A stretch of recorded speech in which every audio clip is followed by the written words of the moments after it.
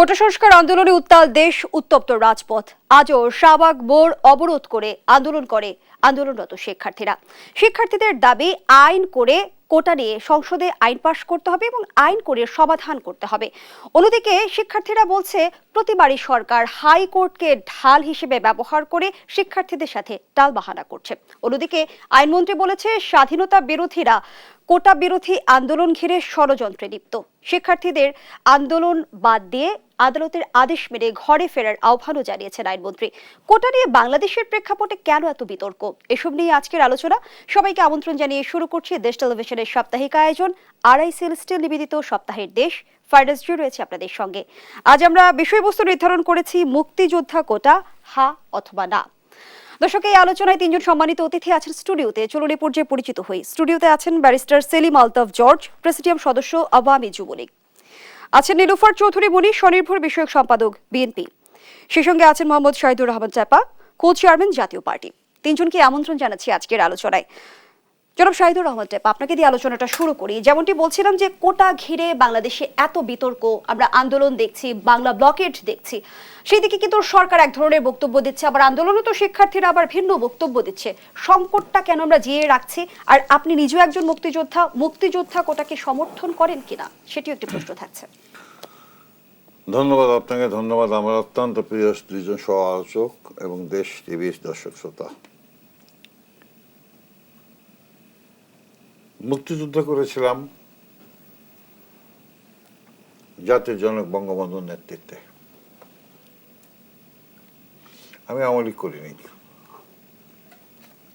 কোনোদিনই করিনি, ভবিষ্যতে করবো কিনা সন্দেহ আছে। আর ভবিষ্যতে করার কোনো বয়স নেই, ৭৫ বছর বয়স। স্বাধীনতা যুদ্ধ অংশগ্রহণ করে আমরা একটা স্বাধীন সার্বভৌমত্ব দেশ পেয়েছি।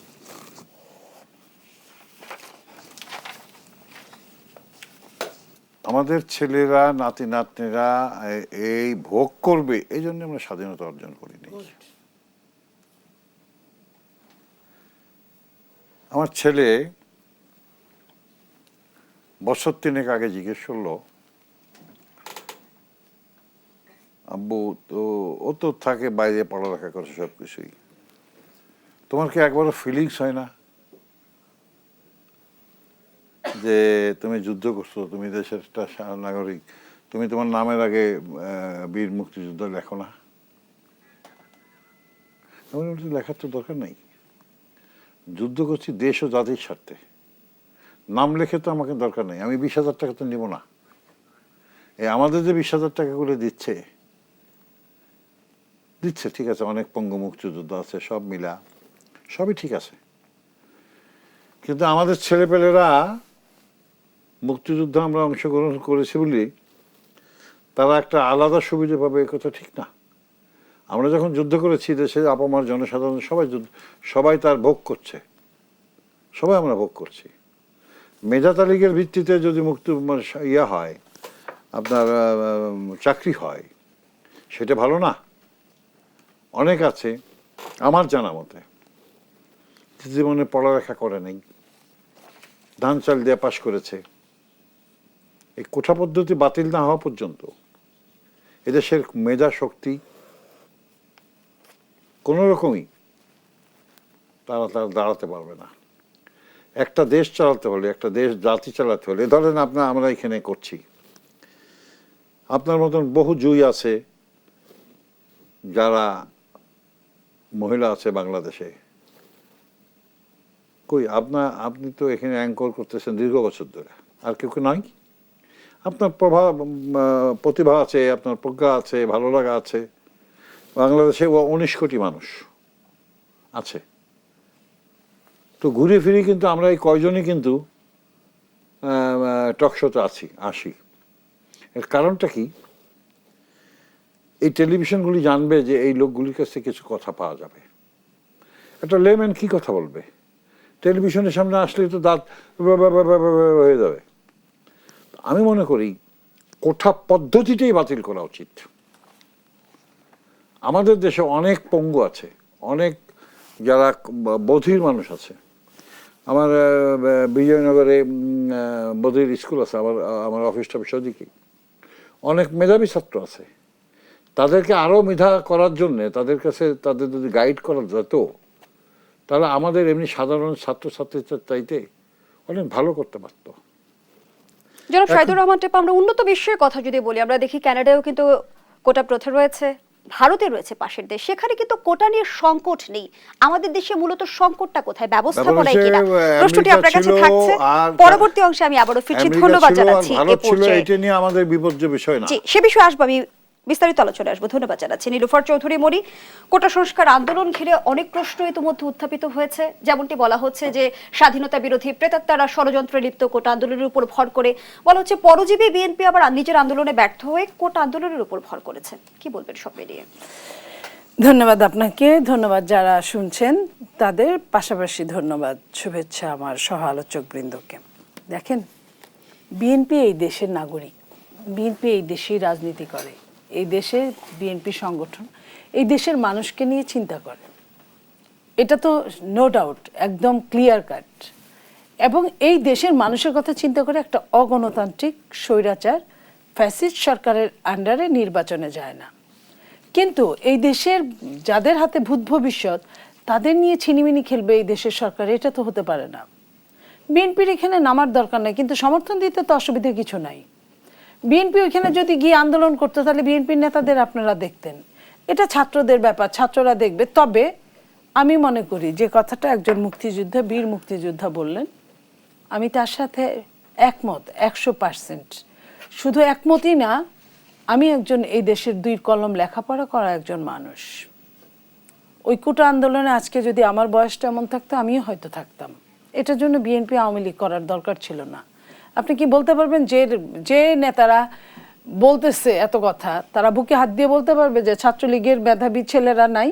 যারা মেধাবী, যারা স্টাডি করে, ওরা কিন্তু এই কোটা আন্দোলনের মদত দিচ্ছে, কারণ এটা ওদের ফিউচার। ওই ওদের জিনিসটা আরেকজন খেয়ে যাবে, যে মেধাবী তার কিন্তু ভয় নাই। আর এত মুক্তিযোদ্ধাকে যারা কেনাবেচা করে, মুক্তিযুদ্ধকে তারা কেনাবেচা করে, তারা তো মুক্তিযোদ্ধা ছিল না, ওপার বাংলায় গিয়ে ভোগবিলাসিতায় মত্ত ছিল। তারা মুক্তিযোদ্ধাকে কেনাবেচা করে, চেতনাকে কেনাবেচা করে। ওই শাহবাগের মোড়ে কিন্তু অনেক কিছু হয়েছে, তো অনেক কিছু হয়েছে, বিচার হয়েছে অনেক বছর পরে, ভালো কথা, আমরা কিছু বলি নাই। আমরা এই দেশের মঙ্গল চাই। বিচার হওয়ার পরে তো আর কোনো রাজাকার থাকার কথা না। রাজাকার যদি, এই দেশে যে ছেলেটার জন্ম হলো স্বাধীন বাংলাদেশে, সে তো রাজাকার না, সে তো একটা মুক্ত দেশে, একটা স্বাধীন দেশে জন্মগ্রহণ করেছে, একটা সার্বভৌম দেশে জন্মগ্রহণ করেছে। তাহলে তার যদি মেধা থাকে, তাহলে দোষেরটা কোথায়? আপনি পয়সা নিয়ে পয়সা খায়, আপনার মনে পড়ে যে স্বাস্থ্যমন্ত্রী সাবেক আওয়ামী লীগেরই একজন বলেছিল যে অজু করে কোরআন শরীফ সামনে রেখে দলের ছেলেদের কাছ থেকে টাকা খেয়ে দরকার পড়লে চাকরি দাও, কিন্তু তাও অন্য দল থেকে দিও না। বিএনপির তো এখানে কোটা থাকলেও বিএনপির লাভ নাই, কোটা না থাকলেও বিএনপির লাভ নাই। আপনি খেয়াল করে দেখেন, বিএনপির কোনো ছেলে মেয়ের চাকরি হয় না এই সরকারের আমলে। সে কি সৈনিক থেকে শুরু করে বিসিএস তো প্রশ্নই আসে না। তাহলে বিএনপি কেন এইটার সঙ্গে যায় ওইটা করে? ওদের কথা যদি ঠিক হয়, সচেতন নাগরিক হিসেবে আমি বিএনপি করি, আমি নিজে এই কোটার ছেলে মেয়েদের পক্ষে কথা বলছি। ওরা কিন্তু আমাকে শিখিয়ে দেয় নাই। আর এখানে লাভ লসটা, সবকিছু নিয়ে লাভ লস হিসাব করা ঠিক না। আপনাদের বিরুদ্ধে যে অভিযোগ যে যৌক্তিকতা বিবেচনায় নয়, রাজনৈতিক উদ্দেশ্যে আপনারা সমর্থন জানাচ্ছেন, যারা শোনেন, যারা অভিযোগ করে তারা কিন্তু রাজাকার বংশের। আপনি খেয়াল করেন, যে বলেছে তার মায়ের পেটে সহোদর ভাই, কিন্তু তার বাবা যে রাজাকার ছিল সে কিন্তু বলেছে ওপেন। 2 বছর 3 বছর আগেও কিন্তু এগুলা নিয়ে অনেক কড়া সমালোচনা। তারা রাজাকার বংশের, যারা এগুলা বলে, যারা রাজাকার বংশের হয়ে মুক্তিযোদ্ধাদের নিয়ে কথা বলে, মুক্তিযুদ্ধের সঙ্গে ওইখানে কোনো রকম আপোষ নাই। আপনি কোনো মুক্তিযোদ্ধাই যে আমার ডান পাশে বসা মুক্তিযোদ্ধা, তারা তো নিজে, আপনি শুনলেন, তারা নিজেরা কোটা চায় না। কোনো মুক্তিযোদ্ধা বলেছে যে আমি যুদ্ধ করে দেশ স্বাধীন করছি, দেখে আমার নাতিকে তুমি চাকরি দাও কোটার ভিত্তিতে? কোটা যদি খালি ফার্স্ট ক্লাস না চাকরির জন্য কোটা ওইভাবে ধরে রাখে কেন? পিয়ন দারোয়ানের কোটা দেখ, ওইখানে কোটা দিয়ে ভরে ফেলাও, সেটা নিয়ে আমাদের কোনো সমস্যা থাকবে না। কিন্তু সবচেয়ে মেধাবী যে ছেলে মেয়েরা যে দেশকে দিবে, আজকে মেধাহীনতায় ভুগছে এই দেশ। এই জন্য আজকে দেখেন, আজকে এই মতিউরদের এত পয়সা, এই কোটা দিয়ে হয়তো বা ওইভাবে গেছে বলেই আজকে এই অবস্থা। ওই কোটা দিয়ে গেছে বলেই আজকে হাজার হাজার, কয়টা রাজনীতিবিদ, এখানে আমরা 3 জনই রাজনীতিবিদ, কয়টা রাজনীতিবিদের বিদেশে বাড়ি গাড়ি এইসব আছে, তাদের তুলনায় অনেক অনেক বেশি আমলাদের আছে। এই আমলারা এই কোটার এই 56% যদি কোটায় আসে আমলা, তাহলে আর দেশে থাকলোটা কি? বাকিটা হলো আপনার প্রশ্নপত্র ফাঁসে, প্রশ্নপত্র ফাঁসেও আপনার যে ওইখানে পার পেয়ে গেলেন, তাহলে থাকলোটা কি? তো এই যে 30% স্বাধীনতার 55-54 বছর পরে যদি আপনি 30% মুক্তিযুদ্ধের কোটায় চলে যায় একটা দেশের, তাহলে দেশটা সেই সেই অমেধাবীরা যদি দখল করে, তাহলে মেধাবীদের কি অবস্থা হবে?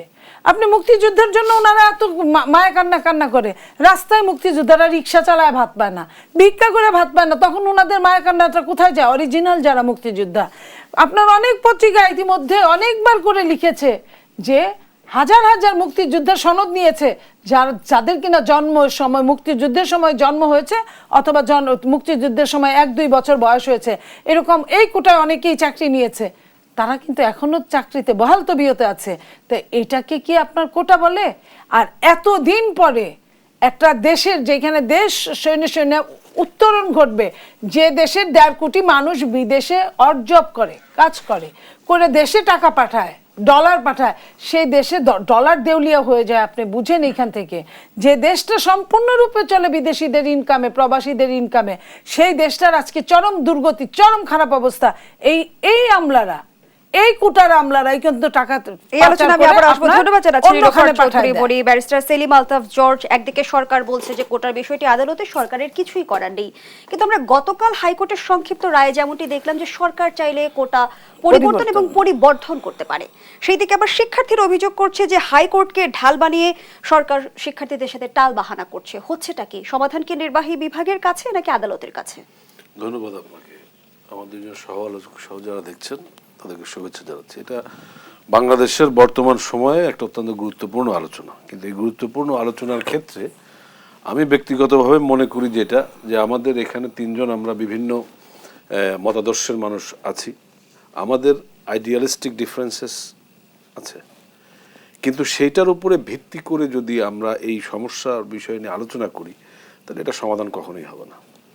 আমাদের নিজস্ব যে সমস্ত আদর্শগত আমাদের ভাবনা চিন্তা, সেইটার বাইরে যে আমাদেরকে সামগ্রিক স্বার্থে ঠিক এই পার্টিকুলার ইস্যু নিয়ে আলাপ করতে হবে। তার ভিতরে যেহেতু কোটা ব্যবস্থা থাকবে কি থাকবে না এই বিষয় নিয়ে কথা হচ্ছে, কোন কোন দেশে আছে কিংবা কোন কোন দেশে নেই। কোটা ব্যবস্থা ঐতিহাসিকভাবেই বাংলাদেশে কোটা ব্যবস্থার প্রবর্তন হয়েছে। সেই ভিত্তিতে আজকে বর্তমানে যে পরিস্থিতি সৃষ্টি হয়েছে, 50 বছর আগের বাংলাদেশ কিংবা 30 বছর আগের বাংলাদেশ আর আজকের বাংলাদেশ এক না।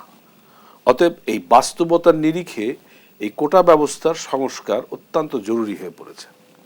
এটার সংস্কার প্রয়োজন। কোথায় কোথায় অসঙ্গতি আছে সেইগুলো যদি আমরা কনসিডারেশনে নিয়ে কাজ করি, তাহলে অবশ্যই এটার সংস্কার বর্তমানে প্রয়োজন বলে আমি মনে করি, এবং আমার ধারণা অন্যান্য যারা আছে সবাই সেটা মনে করেন। কিন্তু দুঃখের বিষয় হচ্ছে যে কোনোভাবে আমাদের যারা এটা সংস্কারের জন্য রাস্তায় তাদের দাবি দেওয়ার কথা বলছেন, বিভিন্নভাবে তাদেরকে আওয়ামী লীগের প্রতিপক্ষ হিসাবে দাঁড় করানোর একটা প্রয়াস দেখা যাচ্ছে। কারা করছে? কিন্তু আমরা যেটা পরিষ্কার ভাষায় বলতে চাই যে এই যে স্টুডেন্টস যারা কোটা ব্যবস্থার সংস্কার অথবা বাতিলের জন্য কথা বলছে, আওয়ামী লীগ তাদের প্রতিপক্ষ নয়, বরং এটা বাস্তবতার বিবেচনায় কিভাবে সংস্কার করা যেতে পারে সেই বিষয় নিয়ে আলোচনা চলছে। এবং স্টুডেন্টসরা বলেছে যে আমরা একটা কমিশন গঠন করে বর্তমান পরিস্থিতিতে যেটা সামঞ্জস্যপূর্ণ সেরকম একটা সংস্কার চাই। আমি এই ক্ষেত্রে বলি, আমি 28তম বিসিএসে মুক্তিযোদ্ধাদের জন্য সুপারিশকৃত সিট ছিল 904টা, সেখানে আবেদন পড়েছিল 281টা, 623টা ফাঁকা ছিল। এই 623 জন কিন্তু মেধার ভিত্তিতে ইনক্লুড হয়েছিল। 29তম বিসিএসে মুক্তিযোদ্ধা কোটায় আবেদনের জন্য সুপারিশ করা হয়েছিল 768টা, আবেদন পড়েছিল 258টা, 510টা আবেদন পড়েনি, 510টা মেধার ভিত্তিতে নেওয়া হয়েছে। 38তম বিসিএসে ছিল 720 জন, আবেদন করেছিল 226 জন, ফাঁকা ছিল 494 জন। এই যে পরিসংখ্যান, এই পরিসংখ্যান বলে দেয় যে সংস্কারটা অত্যন্ত অবশ্যম্ভাবী। মুক্তিযুদ্ধ কোটা 30% আছে, এটাকে কমিয়ে 5 থেকে 6% করা যেতে পারে। নারী কোটা যেটা আছে সেটা অবশ্যই থাকতে হবে, কারণ আমাদের এলডিজি কিংবা এসডিজি যে গোল এবং সমস্ত সারা বিশ্বে যে ব্যবস্থাপনা, সেই ব্যবস্থাপনায় নারীর ক্ষমতায়ন অত্যন্ত গুরুত্বপূর্ণ। সেই গুরুত্বপূর্ণ জায়গা থেকে নারীর যে কোটা আছে সেই কোটা বাংলাদেশে থাকবে। এবার আসেন আপনি প্রতিবন্ধী কোটা 1%, সেটাও থাকা অত্যন্ত জরুরি। এবার আসেন আদিবাসী কোটা, এটাও থাকা অত্যন্ত জরুরি। কেননা ঐতিহাসিকভাবে আমরা দেখি যে যদি এই আদিবাসী কোটা, আমাদের যখন এটা ভারতবর্ষ ছিল, এই আদিবাসী কোটা এইটার উপরে ভিত্তি করেই কিন্তু আম্বেদকর তখন এসেছিলেন এবং পৃথিবীর ইতিহাসে একটা অন্যতম কনস্টিটিউশনাল লয়ার। তো এটা যে একেবারে সব খারাপ দিক ভালো দিক নেই সেটা বলা যাবে না, কেননা কোনো দেশের সাথে কোনো দেশের আপনার মিল পাবেন না। আপনি ইউরোপ আমেরিকার সাথে তুলনা করবেন, এটা হবে না। কারণ তাদের জন্ম আর বাংলাদেশের জন্ম একভাবে হয়নি, একটা রক্তক্ষয়ী সংগ্রামের মধ্য দিয়ে দেশের জন্ম হয়েছে। আপনি ঠিক এই একই প্যাটার্নে যেসব দেশের জন্ম হয়েছে, কিউবা, আপনি আলজেরিয়া, ইভেন ভিয়েতনাম, এই সমস্ত দেশে যারা একটা সংগ্রামের মধ্য দিয়ে একটা দেশকে স্বাধীন করেছে, ওইখানে আপনি দেখতে পারবেন যে ফ্রিডম ফাইটারদের কোটায় সমস্ত জায়গায় 80% করা আছে। ইভেন নৌবাহিনী, সেনাবাহিনী, বিমান বাহিনীও তাদেরকে এই কোটার ভিত্তিতে নেওয়া হয়। বাংলাদেশে কিন্তু নেওয়া হয় না। তফাৎ একটা জায়গায় আছে, সেই তফাৎটা হচ্ছে ফার্স্ট জেনারেশন, যিনি মুক্তিযুদ্ধ করেছেন তিনি এবং তার সন্তান। বাংলাদেশের ভিতরে তফাৎটা হচ্ছে নাতিদের বেলায় এটা প্রযোজ্য করা হচ্ছে। এই জায়গায় সবাই এক ধরনের আলোচনায় আসছে যে এটা কতটা সঙ্গত কিংবা কতটা অসঙ্গত। সেই জায়গাটা নিয়ে আলোচনা যদি করা যায় তাহলে অবশ্যই আমি বলবো যে এটা সংস্কারের দাবি রাখে, কারণ 50 বছর আগের বাংলাদেশ আর আজকের বাংলাদেশ তো এক জায়গায় নেই। তো সেই জন্য এটা সংস্কারের মধ্য দিয়ে বাস্তবতার সাথে মিলিয়ে সামঞ্জস্যপূর্ণ করে একটা আপনার সংস্কার প্রয়োজন। এবং সেই সংস্কারের কথা বলছেন, আন্দোলনরত শিক্ষার্থীরাও সংস্কারের কথা বলছে, তাহলে সংকটকে আমরা জিয়ে কেন রাখছি, সমাধানের পথে আমরা কেন হাঁটছি না? আমি প্রশ্নটি আপনার কাছে রেখে যাচ্ছি। একটা বিরতির সময় হয়েছে, বিরতি থেকে ফিরে এসে শুনবো। দর্শক, আরআইসিএল স্টিল নিবেদিত সপ্তাহের দেশ থেকে একটা বিরতি নিচ্ছি, সাথেই থাকুন।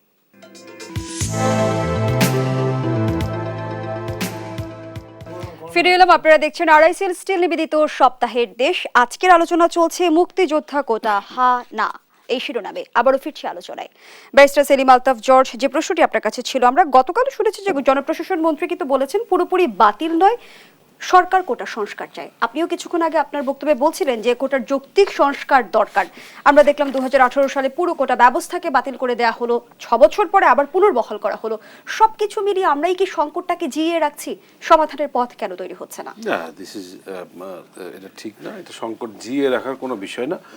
2018 সালের প্রেক্ষাপট 2024-এর প্রেক্ষাপট এক না। ওই সময় কোটা আন্দোলনের ক্ষেত্রে যখনই সংস্কারের বিষয়টা নিয়ে বিভিন্ন রকমের আলোচনা চলছিল, সেই সময় এর ভিতরে একটা রাজনৈতিক ইনভলভমেন্ট আমরা দেখতে পাই। সেই ইনভলভমেন্টের ক্ষেত্রে এক ধরনের অরাজকতা সৃষ্টি হয়। তখন মাননীয় প্রধানমন্ত্রী বলেছিল ঠিক আছে, যখন কেউ চাচ্ছে না এটা বাতিল করে দেওয়া হোক।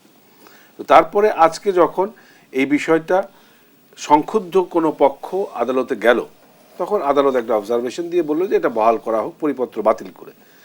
সেই বাতিলের পরিপ্রেক্ষিতে যখন স্টুডেন্টসরা বললো যে না, এটা আবার পুনর্বহাল করাটা ঠিক হবে না, তখন তারা রাস্তায় তাদের দাবি দেওয়ার কথা বলছে। সেই ক্ষেত্রে ধারাবাহিকভাবে আমরা সবাই বলে আসছি যে বাস্তবতার নিরিখে এটা সংস্কার প্রয়োজন। এবং আমি কোয়াইট শিওর যে একটা কমিশন গঠিত হবে, সেই কমিশন ভিতরে স্টেক হোল্ডার যারা আছে সবাই হয়তো থাকবে, থাকার পরে এটা যুক্তিযুক্ত সমাধানের দিকে যাবে। কিন্তু যেটা ব্লেম করা হচ্ছে যে এটা জিয়ে রাখার একটা পরিকল্পনা কিংবা এটা জিয়ে রেখে সরকারের কোনো লাভ আছে না, এটা জিয়ে রাখাতে দেশেরই কোনো উপকার হবে। তো যার জন্য এটা একটা সঠিক সমাধানের ক্ষেত্রে আমরা এগিয়ে যাচ্ছি। আর আদালতের কাছে যে কেউ যে কোনো বিষয় নিয়ে যেতে পারে। এইখানে কোর্টের ঘাড়ের উপরে বন্দুক রাখা, বন্দুক না রাখা, এইটা আমাদের দেশের রাজনীতিতে মানে কথ্য ভাষার মতো একটা প্রচলিত বিষয় হয়ে গেছে।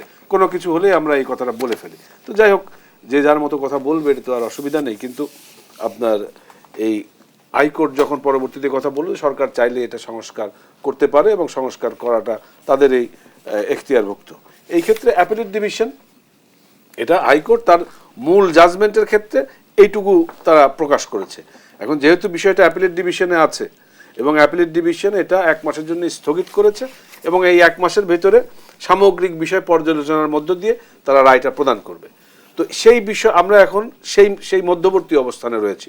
1 মাস স্থগিত করেছে, তার অর্থ হচ্ছে যে এই বিষয়টা নিয়ে যে সমস্ত তথ্য উপাত্ত মহামান্য আদালতের কাছে গিয়েছে, তারা এইগুলো আপনার সম্পূর্ণভাবে পর্যালোচনা করার পরে তারা একটা যৌক্তিক রায় দেবেন। যেহেতু বিজ্ঞ আদালত, তারা আমার মনে হয় তারা তাদের বিজ্ঞ মতামত প্রকাশ করবেন। কারণ আমি আজকে কোর্টে একটা বিষয় নিয়ে গেলাম, কালকেই সেটা রায় প্রদান করা সম্ভব না, যেহেতু এটা একটা এক্সটেন্সিভ আলোচনার বিষয়, যার জন্য তাদের কাছে সমস্ত তথ্য উপাত্ত ওনারা নিয়েছেন, নিয়ে এই স্থগিত করার মধ্য দিয়ে তারা পর্যালোচনার মধ্য দিয়ে একটা বিজ্ঞ রায় প্রদান করবেন। তাতে করে আমরা সবাই মনে করছি যে এটার একটা যুক্তিযুক্ত সংস্কার হয়তো আমরা দেখতে সেলিম পাবো। আলতাফ জর্জ, যেমনটি আন্দোলনরত শিক্ষার্থীরা বলছে যে কোটা নিয়ে সংসদে আইন পাশ করতে হবে, তার আগে রাজপথ তারা ছাড়বে না।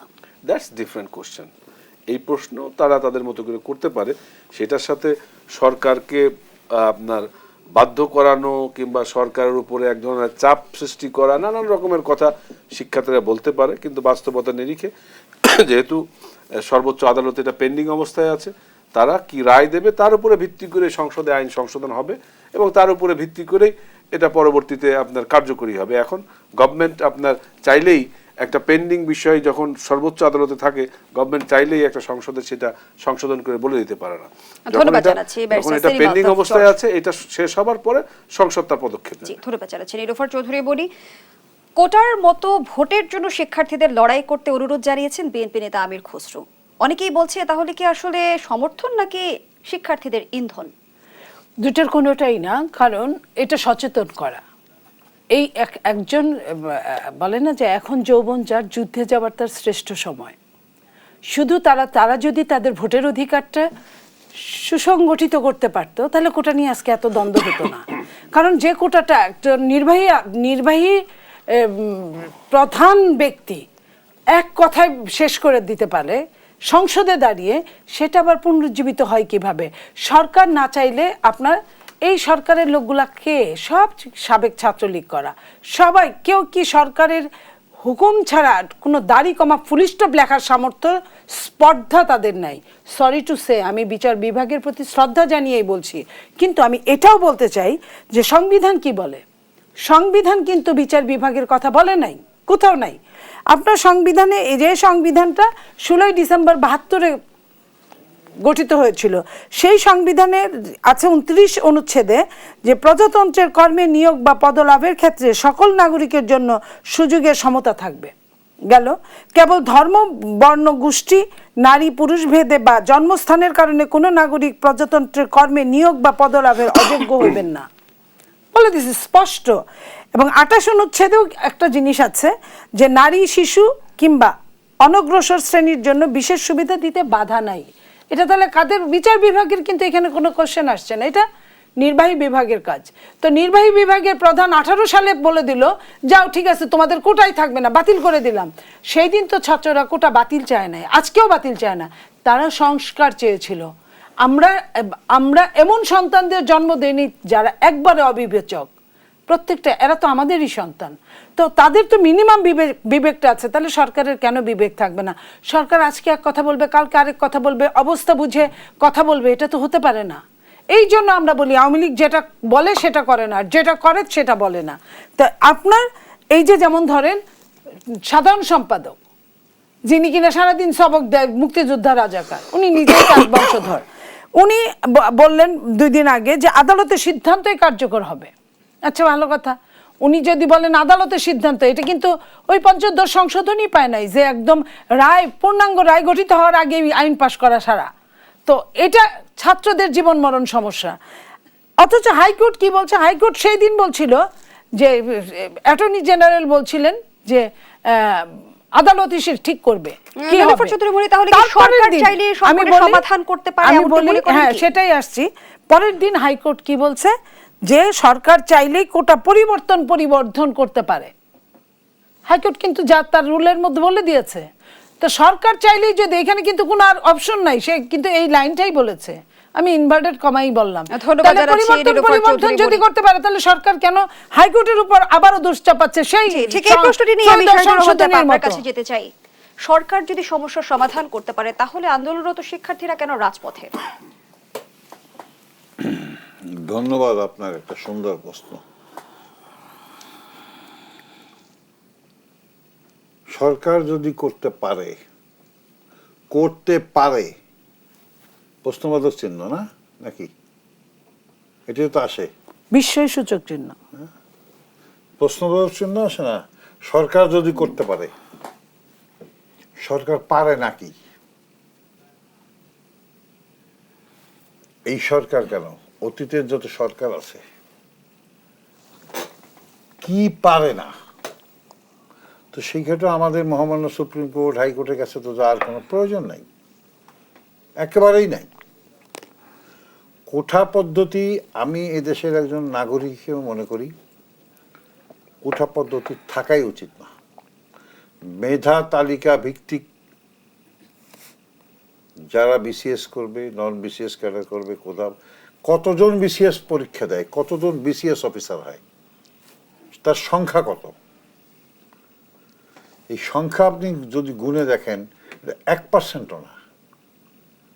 সবাই এত পাগল কেন বিসিএস হওয়ার জন্যে? কি বেনজিরের মতন আর মতিউরের মতন চুরি করে টাকা কামাই করার জন্যে? নিশ্চয়ই না। এর মধ্যেই লক্ষ লক্ষ হাজার হাজার বিসিএস অফিসার আছে যারা শতভাগ অনেস্ট আছে। এই কিছু কিছু লোকজনের জন্য আজকে সারা BCS officer, CSP officer, BCS অফিসারদের দুর্নাম হচ্ছে। আমার জানা মতে শত শত অফিসার আছে যারা ঘুষ খায় না, দুর্নাম কিন্তু একদিকে হচ্ছে। এটা হচ্ছে কি জানেন, এটার মূল কারণটা হলো আপনার উপর ভর করে সরকার, প্রেম প্রীতি ভালোবাসা করে।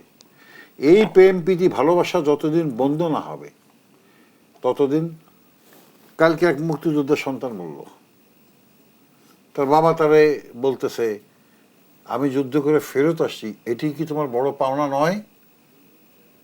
ভালো লাগছে, আমি ওটা এবার পোস্ট করছি ভিডিওতে।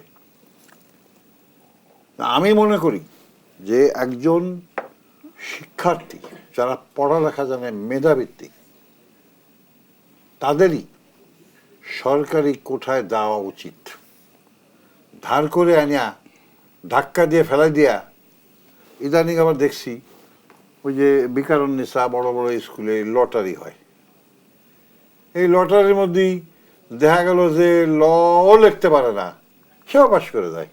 তাহলে আপনি কি আশা করবেন? তবে হ্যাঁ, আমার জীবনের বাস্তব অভিজ্ঞতা একটা কথা বলছি। আমি একটা স্কুলের প্রতিষ্ঠাতা এবং গভর্নিং বডির চেয়ারম্যান। এবার আমার স্কুলে 40 জন ফেল করছিল মেট্রিকে, এই যে প্রমোশন দেওয়ার জন্যে।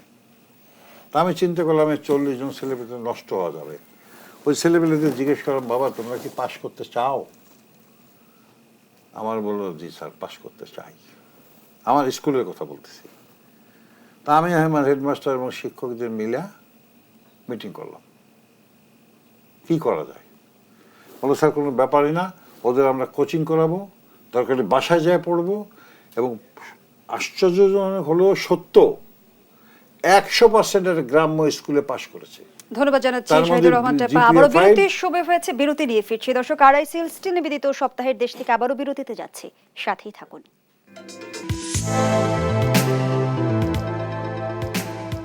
ফিরে এলাম, আপনারা দেখছেন আরআইসিএল স্টিল নিবেদিত সপ্তাহের দেশ। আবারও ফিরছি আলোচনায়। নীলুফার চৌধুরী মণি, একদিকে মাহমুদুর রহমান মান্না বলেছে কোটা বিরোধীদের থেকে আন্দোলন শেখা উচিত, কি শিখলেন আপনারা, একটি প্রশ্ন। অন্যদিকে ওবায়দুল কাদের বলেছেন যে বিএনপির আন্দোলনের খায়েশ পূরণ হতে দেব না। দেখেন, দুইজনেই দুই দল করে, অন্য অন্য তারা তাদের মন্তব্য করেছে, এইখানে আমি কিছুই বলবো না। বিএনপির খায়েশ পূরণ হতে দিবে না, এটা উনি একরকম সত্যি কথা বলেছে। কেন তা জানেন? কারণ এই আন্দোলনটাই তো তারা করছে, তারা পিছনে খোলা পানিতে তারা মাছ শিকার করছে। কারণ আন্দোলনটা তো শেষ করে দিয়েছিল 18-তে, তারা এই আন্দোলনকে তুলে আনছে কারণ পিছন দিয়ে অন্য কিছু ঘটনা ঘটে যাচ্ছে, যেটা সাধারণের চোখ দিয়ে যাতে না দেখতে পারে, এই আন্দোলনের দিকে দৃষ্টি থাকবে, পেছন দিয়ে অন্য কিছু হবে।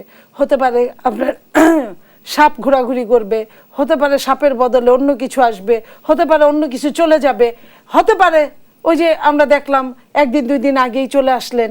এরকম অনেক কিছু আছে এই দেশের, যে সব শেষ, সমস্ত কিছু বানচাল করার জন্য এই আন্দোলনটা তারা করিয়েছে। ছাত্রদের নইলে উস্কানি দিবে কেন? ছাত্ররা তো উস্কানি দিয়ে আন্দোলন করে নাই, ছাত্রদেরকে সরকার উস্কানি দিয়ে আন্দোলন করেছে। এই কারণে আমি মনে করি যুগে যুগে ছাত্রদের কাছ থেকে শেখার আছে। আমরাও যখন ছাত্র ছিলাম, আমাদেরও যখন টকবগে রক্ত ছিল, আমরাও যে কোনো অন্যায়ের প্রতিবাদ করতাম। আর এই অন্যায়টা তো ছাত্রদের সাথেই করা হয়েছে, তাদের ভবিষ্যতের জন্য, তাদের ফিউচারকে ধ্বংস করার জন্য করা হয়েছে।